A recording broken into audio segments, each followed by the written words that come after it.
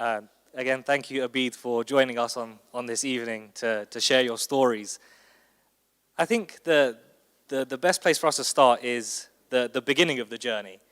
And so where did the idea of Birdie come from, and what problems were you trying to solve when you came up with the idea? Yeah, thank you. Thank you for having me on. So we're in the healthcare space, and specifically within elderly care. And really the core idea of Birdie is that the healthcare system in the Western world and in many parts of the world is breaking, it's falling over. And it's really driven by the demographic change that we have. More and more people are getting older, and as a society, we haven't really figured out how we're supposed to help those people.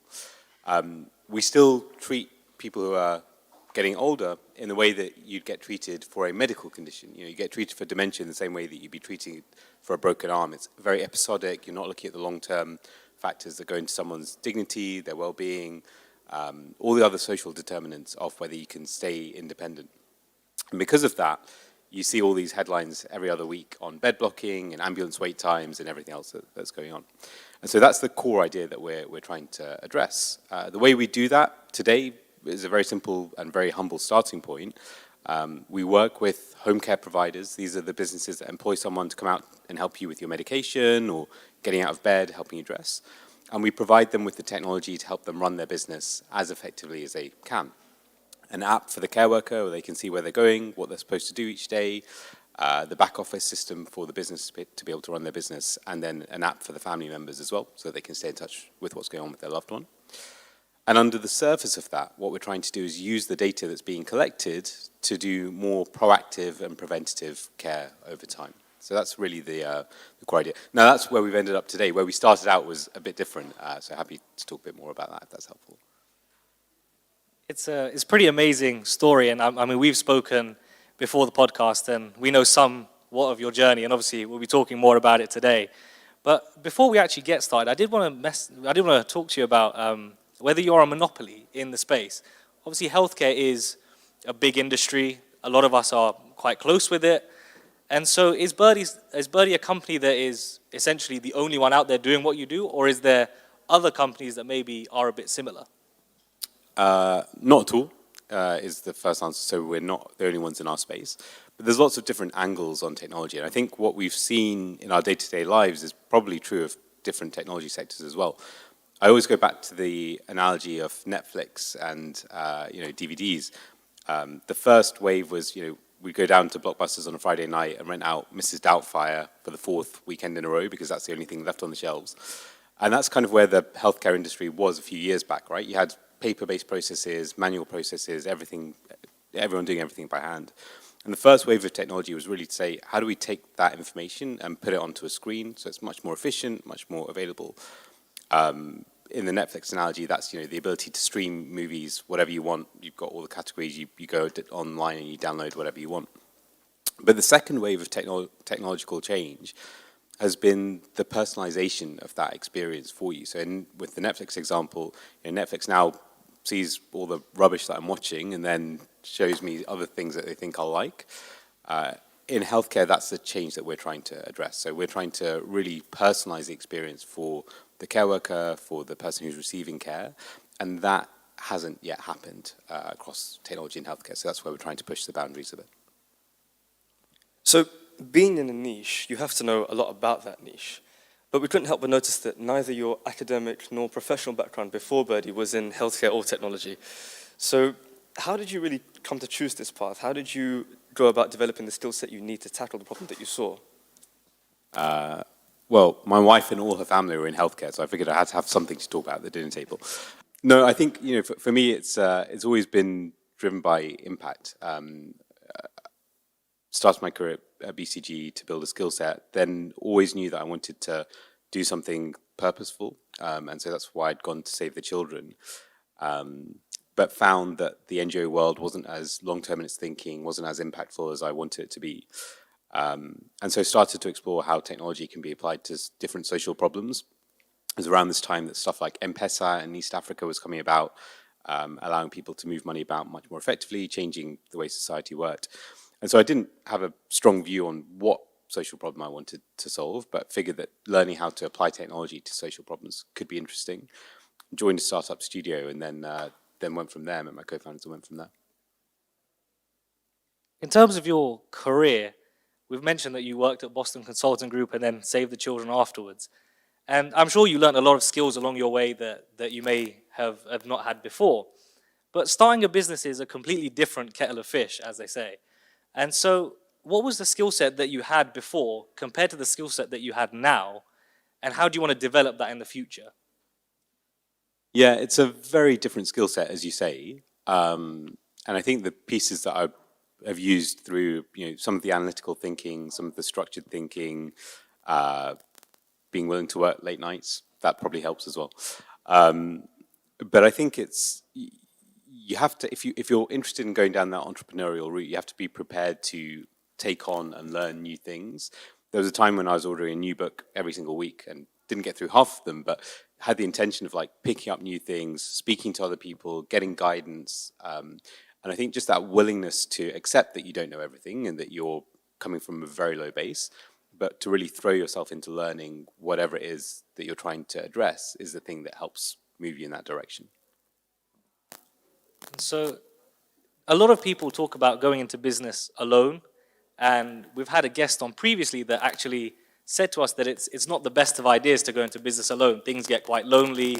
You're on a pretty dark road, late nights, like you mentioned, Abeed. And so was there people in the industry there to support you? Did you have, for example, a mentor that you could have relied on? Yes, I'm very lucky. There were 4 of us who co-founded the business. And so we never had quite that loneliness of the single person doing their thing. I think the other thing to say, though, is that people are generally quite supportive, more so than you'd recommend. I spent a lot of time, more in recent years, I think, than at the beginning, because I learned it as I went through, but cold contacting people, sending them a message on LinkedIn, and you'd be surprised with how many people are actually willing to give you their time. I wouldn't call out that I've had one particular mentor who's guided me through the journey, but lots of people at individual points in time who've helped me to think about different problems or whatever was coming up and address that. People are really willing to give their time. So if you're interested in exploring that sort of thing, really do take the chance to reach out to them.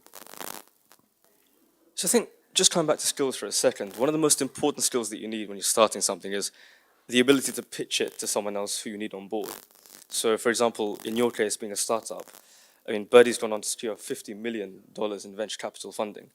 How did you go about securing that? Did you have connections, or was it more, as you said, sort of a cold approach? And what were some of the challenges that you faced?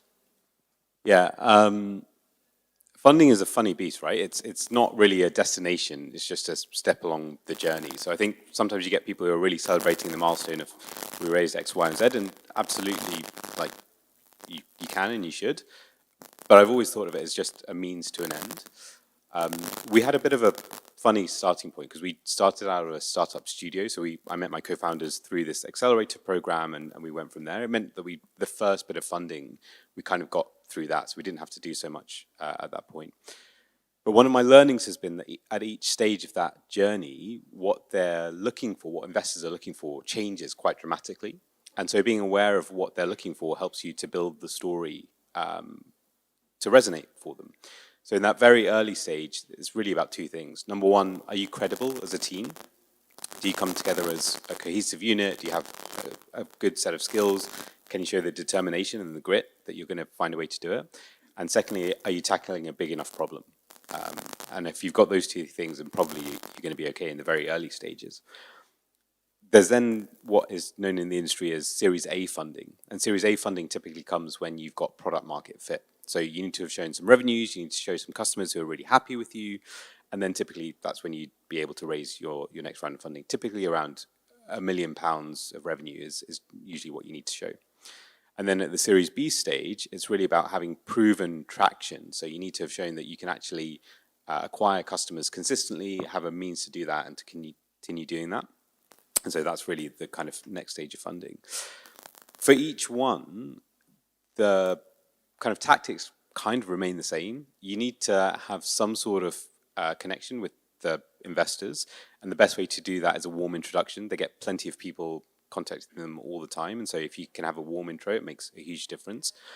And then you need to create a bit of a market, right? There's a sense of fear of missing out, FOMO, amongst investors that like, oh, this really, hot deal is coming to the table, and I don't want to miss out on that. And there's a limited number of people that have investing, so you need to create a bit of that atmosphere around it. And in order to do that, you need to have a really clear story about why you're raising and what it's for. And so you mentioned that you need to sell the product in a way that people really want it, whether or not they truly want it. You need to come across as, you need to have this. This is something you need to be a part of. And so how did you create that around Birdie?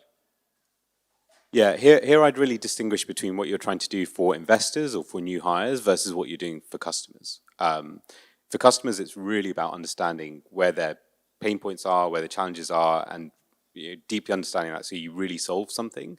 There's not a lot of point in selling something to someone who doesn't really want it in the end, because they're going to stick with you for a little while and then they're going to go. We had that problem as well plenty of times. But for investors and for hires, I think a lot of it comes down to, do you believe in what you're trying to do? Do you have a vision and a mission that you're trying to get to? And if you work on that story yourself, you get very used to saying it. I now probably do a whole bunch of interviews every day, and so I have this story that I'm sick of hearing. I'm pretty sure anyone who's ever been on an interview with me is also sick of hearing, because you get so used to practicing the same pitch.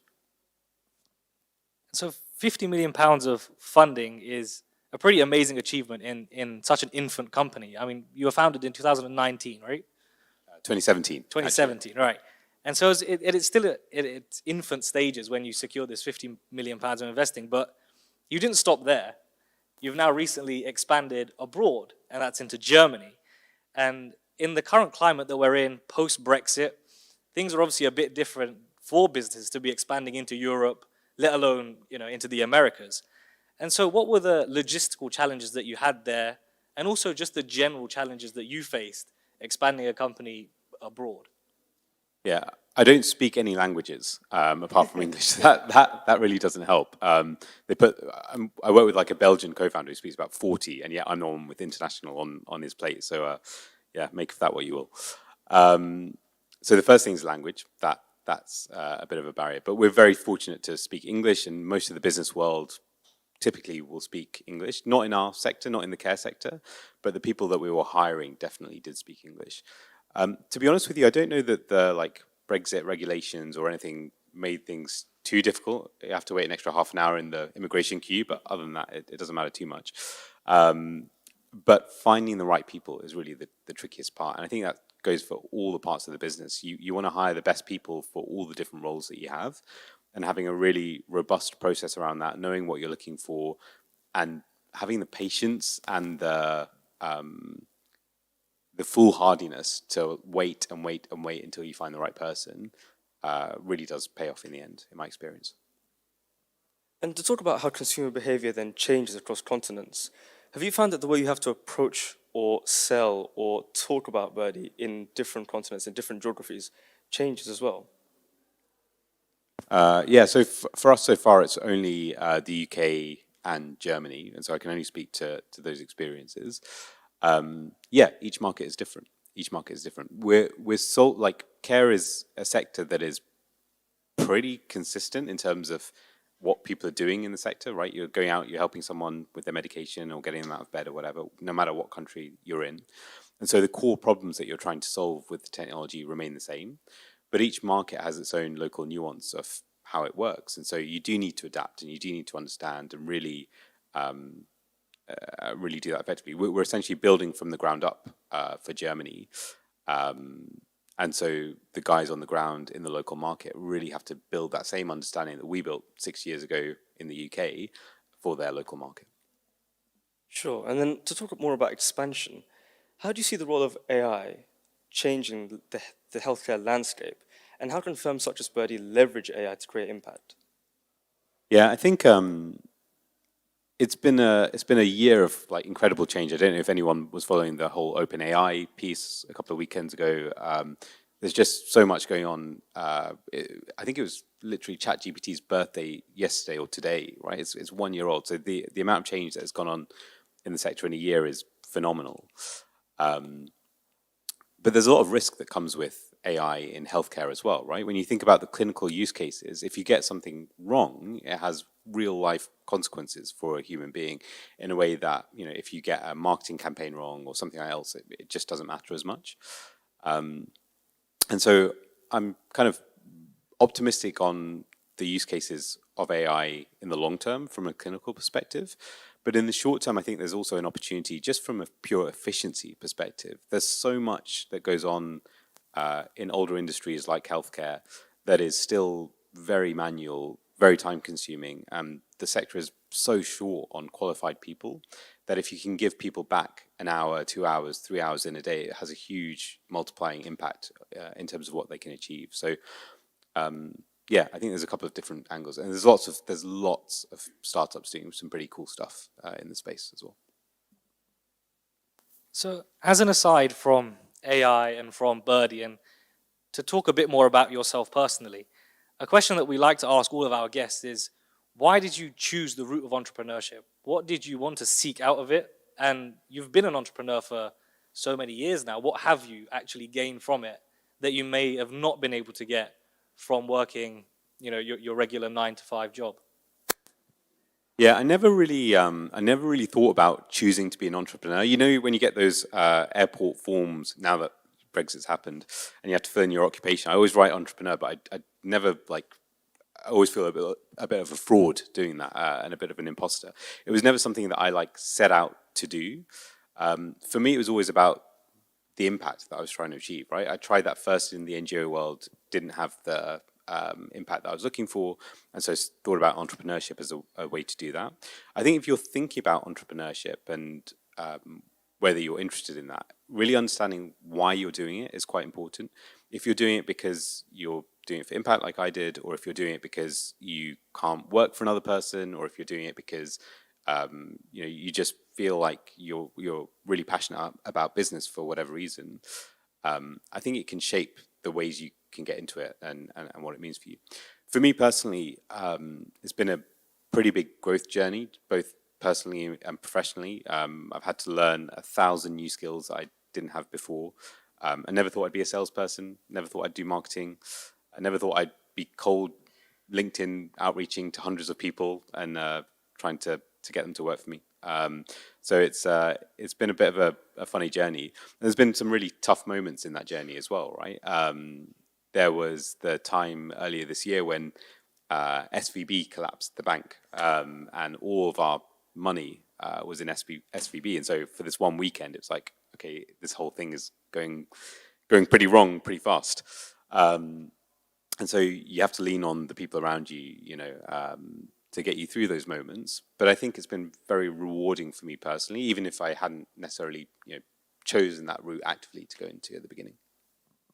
So you spoke a little about what can go wrong on the entrepreneurial route. And I think maybe one of the biggest things that holds someone back from actually pursuing what they want to do is thinking about, well, what if this goes wrong? I've got no security to lean back on. What advice would you have for someone in those shoes? There is a risk.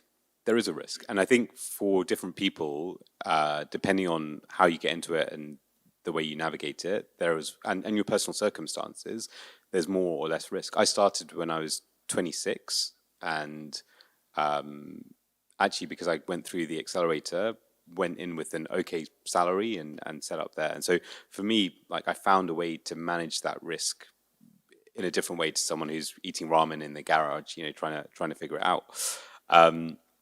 But what I would probably say is that the downside risk is probably less than you think it is. There's always the option to go back to a career. There's always the option to navigate your way.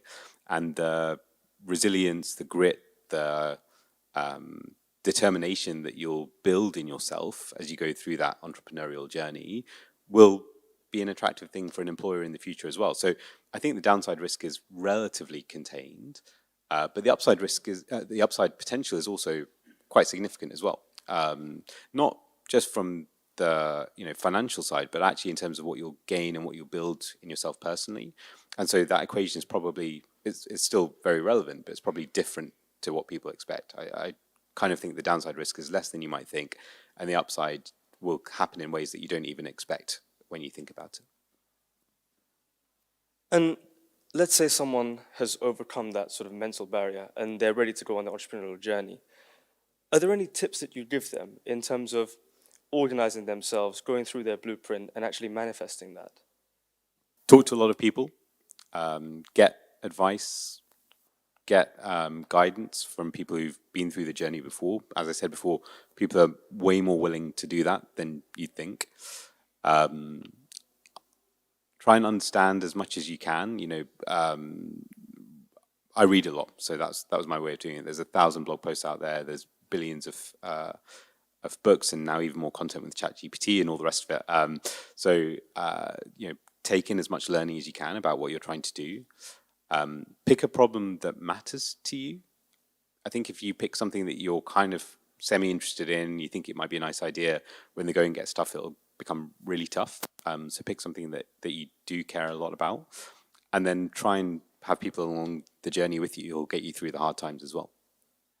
I know you've mentioned reading a lot, and me personally, and I know Kizza is, we're both quite avid readers. So for our audience, is there a specific book that you can recall that really stands out to you? Not necessarily an entrepreneurial book, but just one that you may have learned a lot from. Yeah, there's a load. It depends on what you're interested in learning. So I was responsible for all the revenue side of the organization when we started. There's a book by a guy called Mark Roberge, who is the chief commercial officer of HubSpot, which is a huge startup success. He wrote a book called The Sales Acceleration Formula. It's really a blueprint, right? You read a book like that and it will guide you through step by step the things that you need to do. And there's a ton of those types of books in all the different sectors. So really, like, if you're thinking about going from 0 to 1, finding the 1 or 2 or 3 resources in that area really will accelerate your thinking in it a lot.